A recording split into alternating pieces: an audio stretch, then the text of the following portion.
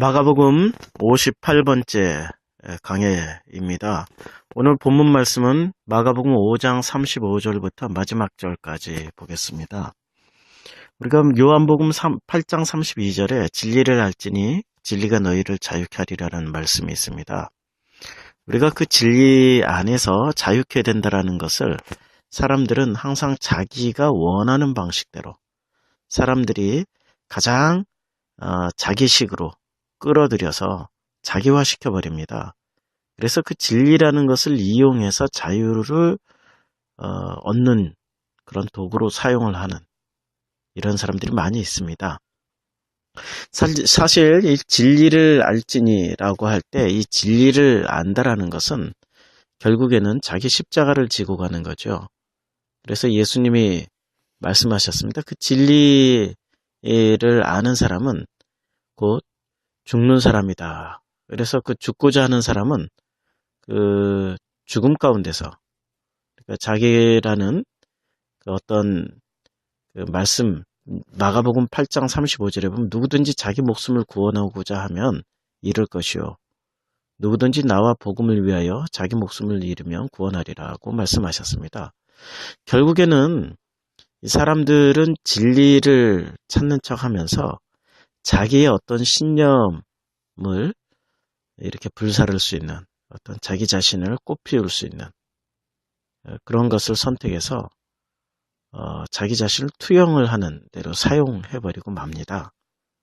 그런데 복음은 반대로 나를 살리는 것이 아니라 철저하게 나를 죽이는 일을 하시는 겁니다. 그래서 진리를 알지니 진리가 너희를 자유케 하리라는 이 요한복음의 말씀은 나를 살려내서 나의 자유를 쟁취하는 방법을 말하는 것이 아니고요. 그 진리를 알게 되면 그 진리에 의해서 나는 죽임당하고 나 죽은 자리에서 피어나는 그 진리가 결국에는 그 진리를 믿는 사람을 자유케 한다라는 그러한 말씀입니다. 그래서 이 진리를 알면 알수록 이 복음을 알면 알수록 결론은 이렇게 딱 하나로 모아집니다. 내 자신.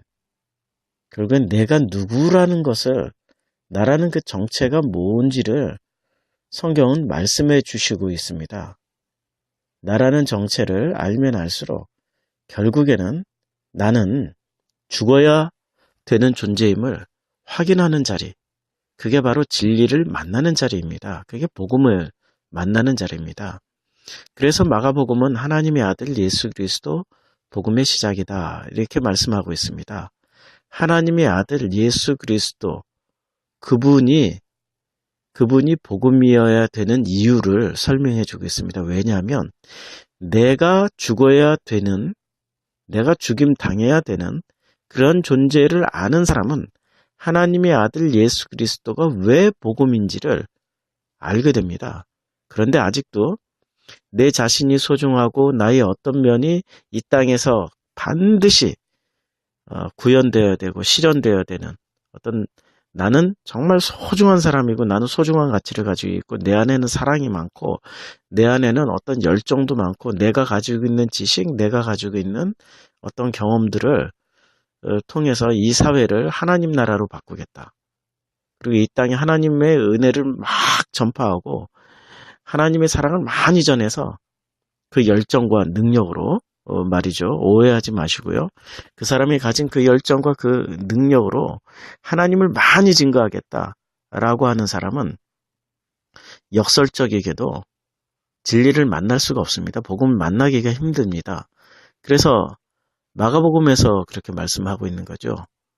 마가복음에서 누구든지 자기 목숨을 구원하고자 하면 잃을 것이요. 누구든지 나와 복음을 위하여 자기 목숨을 잃으면 구원하리라.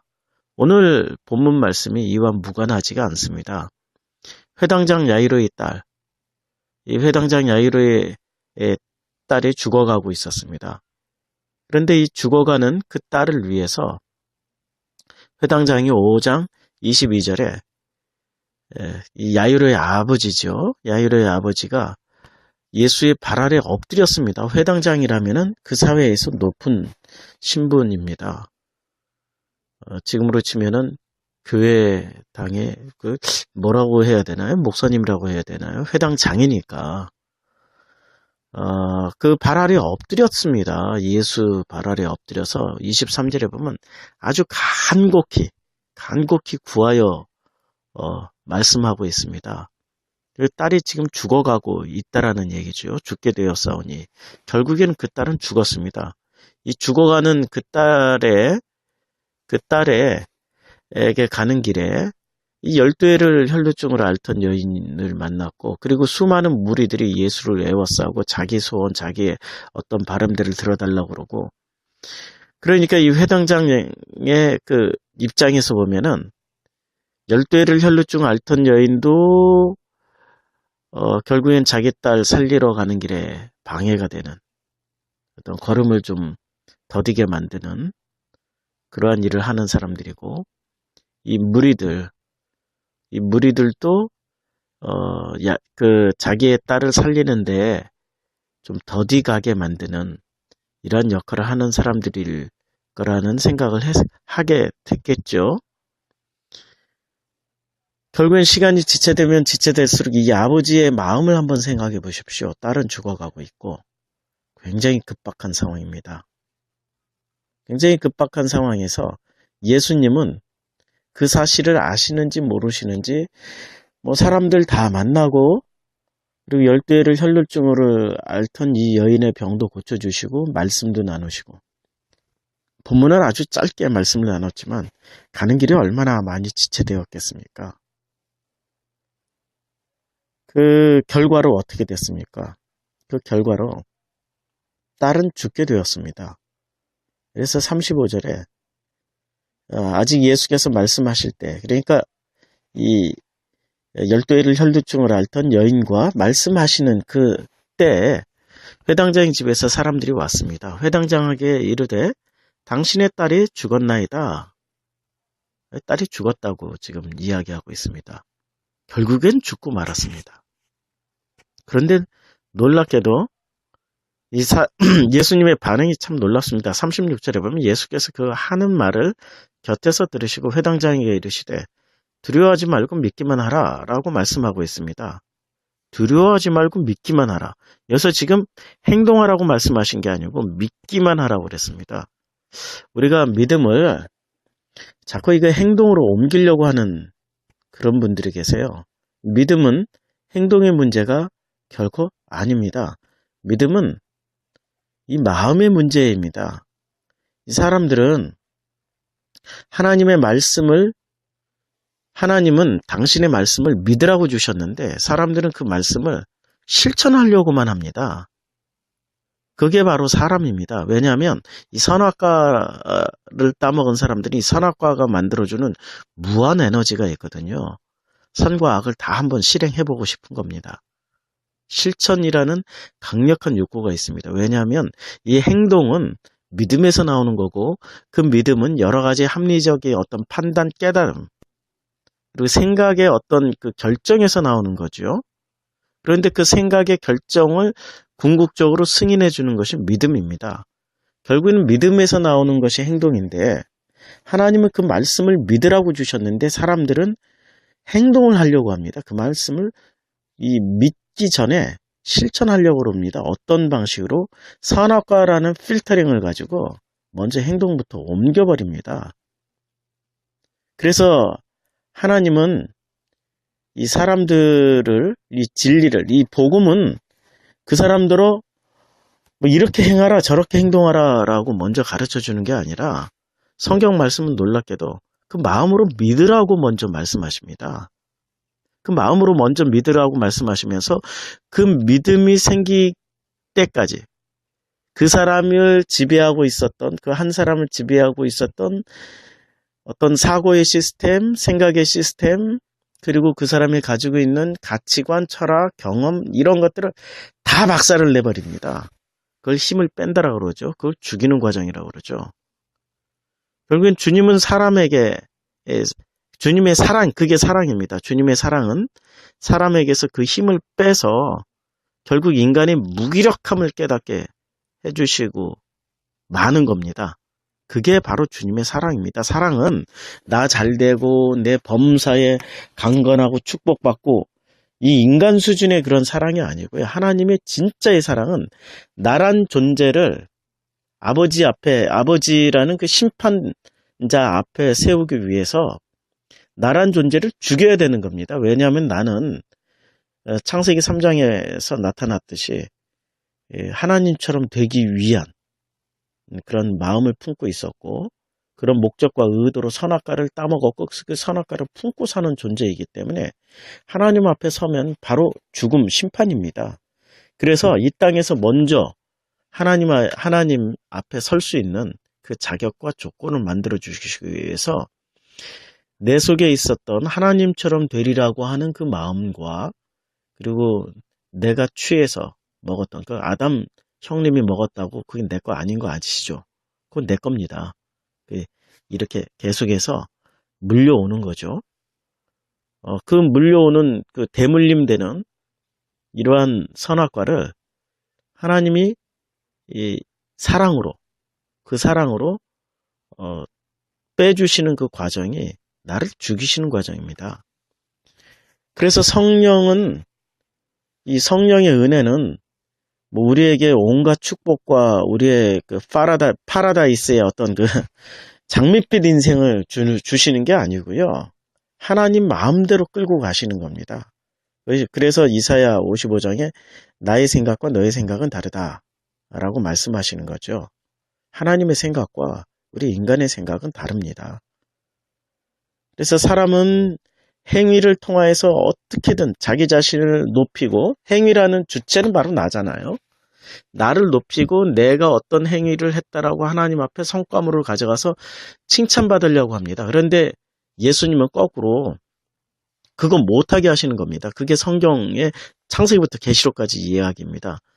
어떤 행동도 하지 말라고, 주님이 하신다고 말씀하시는 게 성경의 내용의 핵심입니다. 오늘 말씀이 바로 예수님께서 5장 36절에 예수께서 그 하는 말을 곁에서 들으시고, 이제 딸이 죽었다라는 말을 들으시고 회당장에게 말씀하십니다. 두려워하지 말고 믿기만 하라고 하시는 장면이 이 맥락입니다. 죽어야 될 자는, 사랑하는 사람은 하나님이 이렇게 죽이신다라는 것을 상징적으로 보여주시는 겁니다. 살리려고 했으면은 무리들 12회를 혈루증으로 앓던 이 여인 다 무시하고 초고속으로 회당장 야이로의 딸에게 갔어야죠.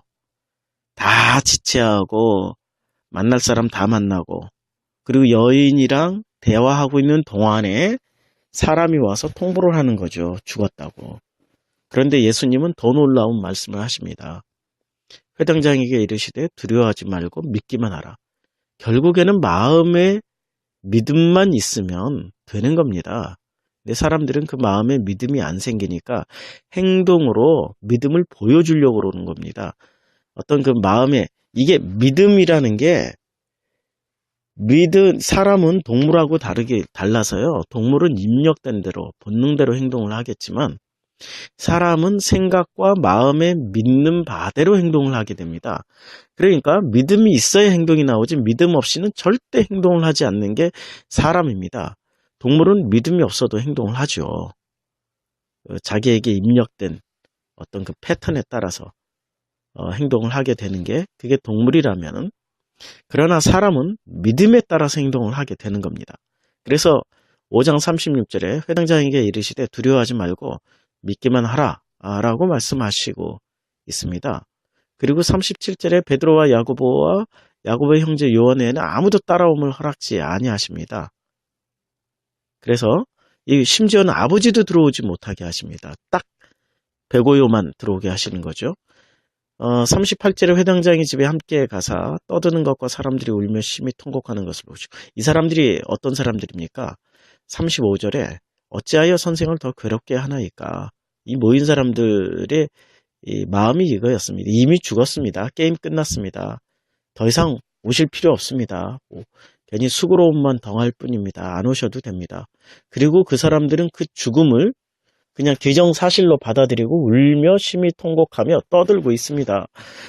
그 아이가 그만큼 인기가 있었는 건지 아니면 회당장이 그만큼 사람들에게 신망을 받았던 건지 아니면 이때 풍습이 이랬던 건지 그런 건 중요한 얘기가 아닙니다. 그냥 그 사람들이 심히 울며 통곡하며 인간의 법칙대로 하고 있다라는 얘기입니다. 지금 이거는 인간의 법칙, 인간이 만들어 놓은 어떤 법칙에 따라서 자기네들의 예를 다 갖추고 자기네들의 행위를 다 하고 있습니다. 그런데 그 인간의 법칙은 어디서 나오는 겁니까? 인간들의 마음에서 나오는 거고 인간들의 마음은 결국엔 예수를 믿는 마음이 아니라는 것이 여기서 드러나고 있습니다. 39절에 들어가서 그들에게 이르시되 너희가 주님이 묻습니다. 너희가 어찌하여 떠들며 우느냐? 어찌하여 떠들며 우느냐라고 묻고 계십니다. 결국에는 떠들고 울고 불고 할 일이 없는 겁니다. 마음에 믿기만 하면 36절에 두려워 말고 믿기만 하라. 믿고만 있으면 이럴 일이 필요 없습니다. 그런데 이 사람들은 믿음이 없었던 겁니다. 그리고 그 예수를 믿는 믿음 대신에 인간의 어떤 법칙들을 그 마음에 믿고 있었던 거죠. 그 법칙에 따라서 떠들며 울고 있는 겁니다. 그때 그 인간의 법칙을 과 정반대, 뛰어넘는 말씀을 39절 후반부에 말씀하십니다. 이 아이가 죽은 것이 아니라 잔다. 굉장히 놀라운 얘기죠. 이 아이가 죽은 것이 분명히 이 사람들의 법칙으로 보면은 그 사람들이 어떤 가지고 있는 상식, 의학적 지식, 그동안의 경험들에 비교해서 보면은 이 아이는 죽은 거죠. 그래서 40절에 그들이 비웃습니다. 예수를. 그들이 비웃더라. 그 비웃는 사람들과 같이 일을 안 하시죠. 그런 사람들이 있으면은 6장에서 나오잖아요. 고향 사람들이 예수를 무시하니까 거기서는 큰 기적을 행하지 못하시고 아니 행하지 않으시고 다만 소수의 몇 명의 병자들에게만 안수해서 병을 낫게 해주셨습니다. 그래서 그 비웃던 자들을 다 내보내 버리셨습니다. 비웃는 자들은 다 쫓아버리십니다. 우리의 상식에 반하는, 그 인간의 상식이죠. 죽은 것을 잔다라고 얘기하는 것은 그것을 비웃는 사람들은 인간적인 입장에서 보면 굉장히 지극히 정상적인 사람들입니다. 인간의 상식에 딱 부합되는 우리의 신앙생활을 혹시 이 정도 수준으로 하고 있는 거 아닌가요? 우리 인간의 상식 수준으로. 그런데 그 인간은 어떤 존재입니까? 그 인간이라는 것은 선악과 품고 사는 존재입니다. 그리고 하나님처럼 되고 싶어하는 그런 존재들입니다.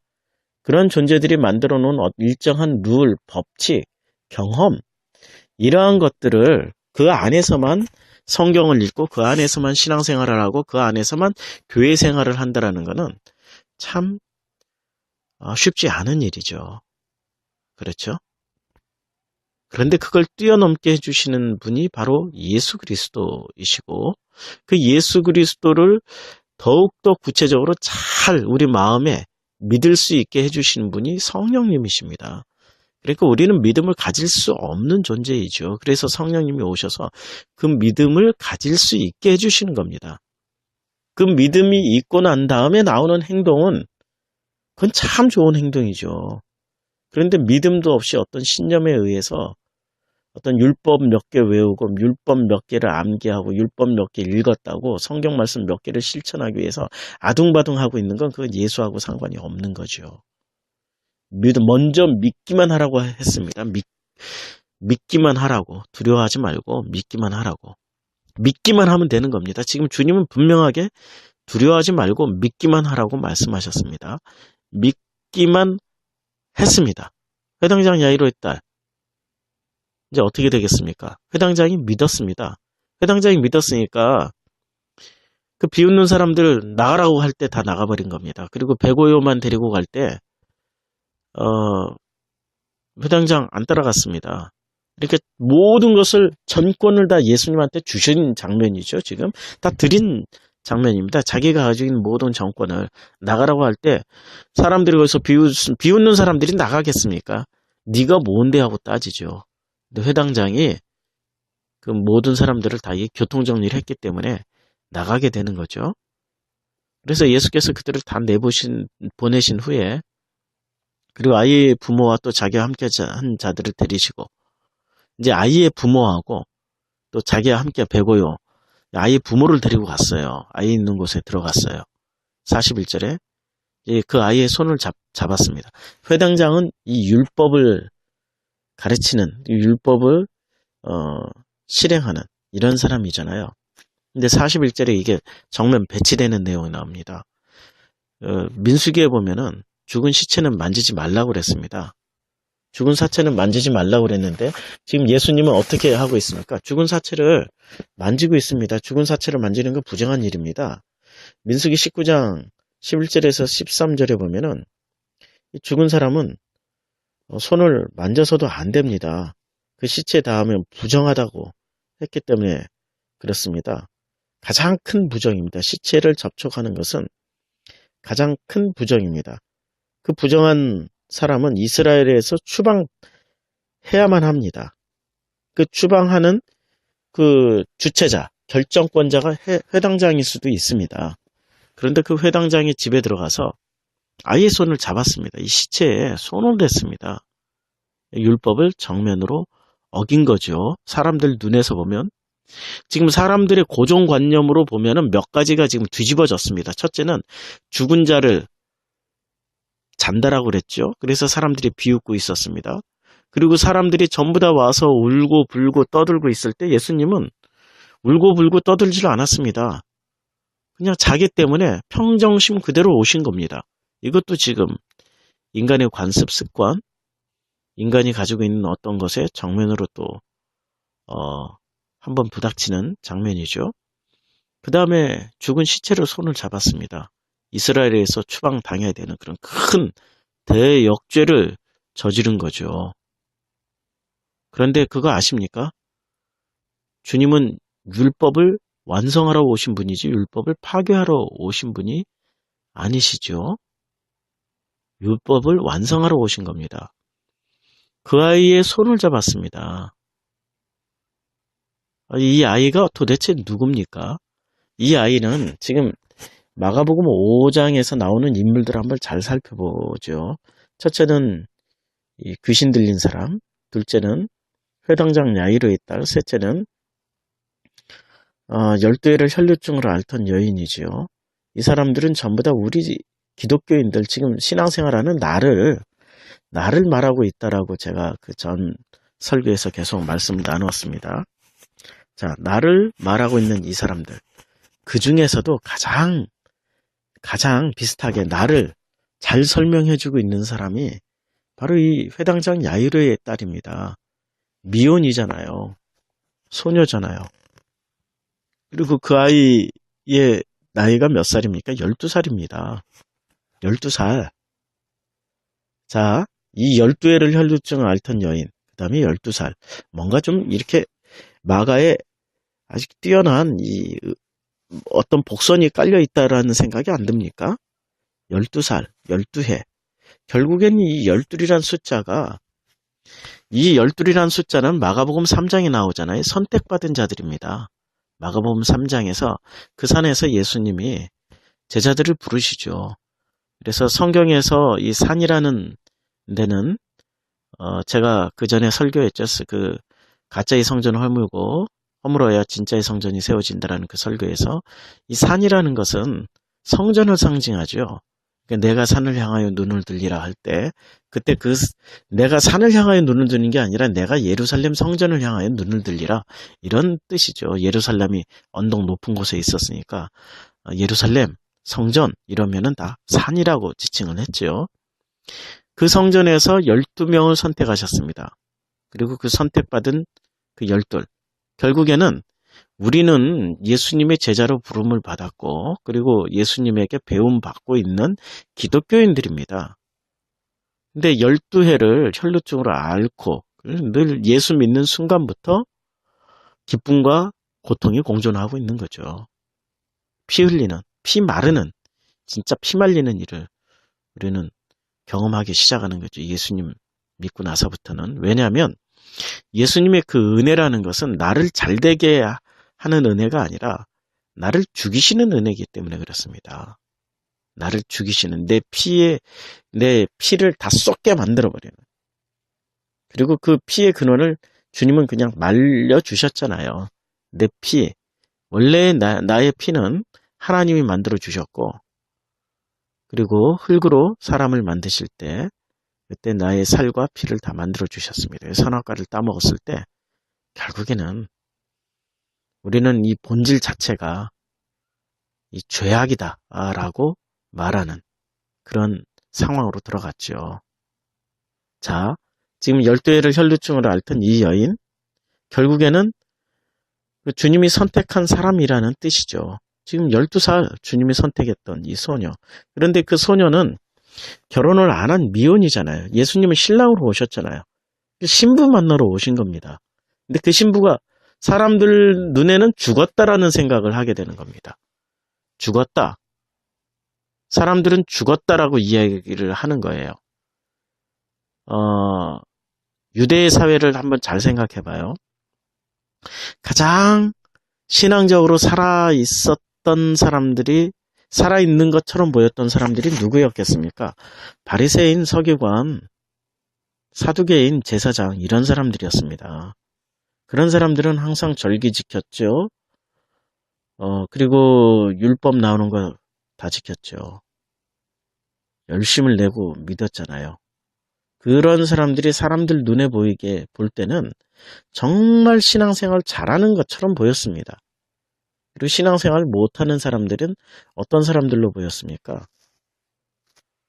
뭐 죄 저지르는 사람, 술 먹고 담배 피고 뭐 창녀, 음란한 짓 하는 이런 공식적인 죄인들이 있잖아요. 그 공식적인 죄인들이야말로 진짜 신앙생활 안 하는 사람들처럼 보이잖아요. 그런데 주님은 거꾸로 말씀하십니다. 거꾸로 말씀하세요. 그들이 먼저 천국에 가 있을 거라고 말씀하고 계십니다. 그리고 오늘 그 장면이 바로 그런 장면이에요. 12해를 혈루증을 앓던 여인, 그리고 12살 이 소녀. 결국에는 예수님이 그 산에서 선택한 12명, 우리 기독교인들, 나 자신, 지금 이 설교를 듣고 있는 우리 신앙인들. 그런데 이 세상 사람들 눈에는 죽은 거예요. 그러니까 어찌하여 선생을 더 괴롭게 하나이까? 오지 마소서. 뭐 이런 얘기예요. 우리가 보기에 이미 죽었습니다. 끝났습니다. 이 사람은 기독교인 아닙니다. 이 사람이 뭐 한 일이 뭐가 있습니까? 이 사람은 불교인보다 못하고 이슬람 신자들보다도 더 율법 안 지킵니다. 아유, 이상해. 이게 별 볼 일 없어요. 이런 상황입니다. 그런데 주님은 죽은 것이 아니라 잔다 말씀하십니다. 사람들의 입장에서 보면 이 아이는 죽은 시체이기 때문에 잡으면 율법을 어기는 겁니다. 그런데 주님은 죽은 것이 아니고 자는 사람을 만지는 겁니다. 그 손을 잡은 겁니다. 자는 사람. 실제로 죽은 것이 아니라 자는 사람을 그 손을 잡아 일으키는 겁니다. 그게 바로 치유죠. 그게 바로 살리는 거죠. 그게 바로 진리 안에서, 그 진리 안에서 온전히 죽은 사람은 그 진리가 살려내서 자유케 하신다라는 거죠. 그래서 주님이 그 손을 잡고 이제 이런 말씀을 하십니다. 달리다굼. 이 말씀은 소녀야 일어나라, 이런 말씀이죠. 지금 이 말씀을 듣고 있는 분들에게 말씀하십니다. 주님이 달리다굼. 죽은 자처럼 누워있지 말고 이제는 살아있는 그 사람으로 일어나라고 말씀하십니다. 에베소서 우리 5장 말씀 나눴잖아요. 우리 에베소서 5장에 보면은 주님이 어찌하여 산 자가 죽은 자들 가운데 누워 있느냐. 이제 잠자는 자여 일어나라. 이렇게 말씀하고 계십니다. 우리더러 산 자라고 그랬습니다. 죽은 자처럼 누워 있지 말고 일어나라. 이렇게 말씀하시는 그 예수님의 음성을 들으시길 바랍니다. 그래서 주님이 말씀하십니다. 에베소서 5장 14절에 그러므로 이르시기를 잠자는 자여 깨어서 죽은 자들 가운데서 일어나라. 일어나라고 말씀하십니다. 달리다 굼. 지금 하십니다. 달리다 굼입니다. 지금 우리들에게 들려주시는 이 말씀이 달리다 굼입니다. 이게 다른 사람에게 하시는 말씀이 아닙니다. 에베소서 5장 말씀처럼 죽은 자들 사이에 누워있지 말고 일어나라. 달리다 굼. 일어나십시오. 소녀야 일어나라. 신부야 일어나라. 이런 얘기입니다. 신부야 일어나라. 이제 신랑이신 예수님과 결혼해야 될 때다. 일어나라는 말씀하고 계십니다. 이 말씀을 들은 소녀가 어떻게 됐습니까? 42절. 소녀가 곧 일어나서 걷게 됩니다. 그리고 나이가 12살이라. 사람들이 곧 크게 놀라고 놀랍니다. 이 자기네들이 가지고 있는 고정관념, 모든 것을 다 넘어서 버렸기 때문에 놀랍죠. 늘 그 고정관념 안에서만 살아가고 그 고정관념 안에서 검증되어지는 것들이 다 진리라고 믿고 있던 사람들인데, 그 고정관념을 넘어서는 진리가 지금 눈앞에서 펼쳐지니까 놀랍죠. 예수께서 이 일을 아무도 알지 못하게 하라고 그들을 많이 경계하시고, 이 일을 아무도 알지 못하게 경계를 했습니다. 경계를 하고, 왜냐하면 들을 게 있는 자만 들을지어다. 마가복음 4장 12절. 그리고 이에 소녀에게 먹을 것을 주라 하시니, 먹을 게 뭐죠? 항상 이 먹을 거 하면 사람들은 떡만 생각합니다. 말씀입니다. 말씀. 깨어난 자에게 말씀을 주시는 겁니다. 진리를 먹여주시는 거죠. 성경에서 뭘 먹인다, 먹어라, 이런 건 다 진리를, 말씀을 먹으라는 겁니다. 진리를 먹이라는 겁니다. 오늘 이 달리다 굼 들으셨나요? 지금 내 행실이 왜 이래? 나는 왜 이 모양이야? 아니, 여러분, 우리 기독교인들의 행실을 이 불교인들과 이슬람교인과 타종교인들에게 비교하면 부끄러운 거 많습니다. 할 수 없어요. 그런데 진짜는 마음으로 믿기만 하면 주님이 오셔서 그 믿는 자들에게 말씀을 하십니다. 달리다 굼, 일어나라. 너희는 산자다. 죽은 자처럼 죽은 자들 옆에 누워있지 말고 이제는 일어나 빛을 발하라고 말씀하십니다. 이제는 그 마음의 믿음, 진리를 믿는 그 믿음대로 이제는 주님께서 빛과 소금으로 쓰시겠다는 말씀입니다. 그게 에베소서 5장 14절 말씀입니다. 오늘 이 말씀이 에베소서 5장 14절하고 일맥상통한 내용이죠. 진리를 알지니 진리가 너희를 자유케 하리라. 우리는 그 진리 안에서 한번 죽어야 되는 겁니다. 소녀처럼. 우리는 이미 죽었던, 그런데 그 진리가 우리를 깨어나서 이제는 먹을 것을 먹여주십니다. 광야에서 만나를 먹여주셨던 것처럼 우리에게 하나님의 말씀을 먹여주십니다. 사람이 떡으로만 살 것이 아니요 하나님의 입에서 나오는 모든 말씀으로 사는 그 말씀을 먹여주십니다.